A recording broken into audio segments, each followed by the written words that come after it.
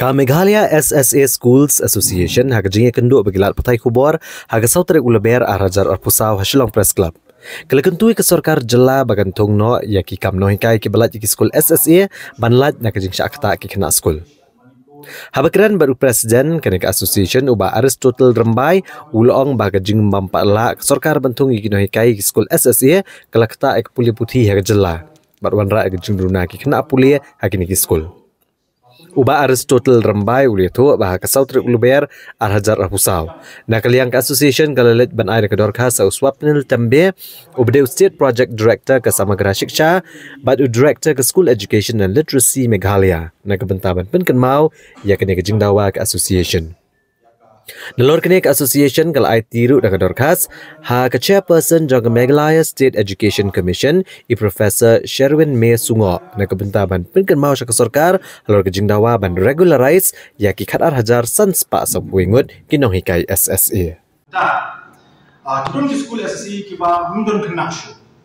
moy kadam la len tudon ro kilom kini ki single digit school tulong ba ka nakalian juga government kala ban shimya ka sinjam ban ban shimya ka decision ban thung Nonghikai ki school ki balong deserving ki ba bon ki kena ki ba dayok chisha ban yo thung biang ki Nonghikai ki bala resign ni ki bala yo kam showe ka bai dei berkani nakalian juga jongi association nimsa shong ya ka isi jongi nimsa pakhat kuno aku bayar berkani tentang pasien kita misalnya di kenduru yai honorable education minister ban ai operation kunjuru ban yo susu ke jingsar aku bayar berkani kamat kumno government ka don jitmu ane ka ka mindset jo government aku bayar berkani ki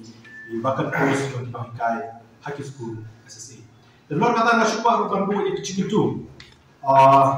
kumba kalau mentah kade kapor ke banila sedang bercin enrollment kena dengan sekolah penentu ya baru kini ki Skul SSA kamtan ki head teachers bakin ya syunkia ban syun admission kena ba kalau bu jinge ini ki Skul SSA ba lo mane ba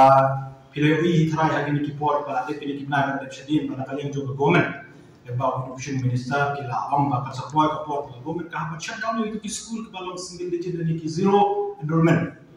tinggi bu ka Kyntu ya baru ki Skul SSA kamtan ki head teachers bakin chinkia bahagia habai dei berkani ke bentar kadang ba ka enrollment hagini ki Skul SSA ki long ki ba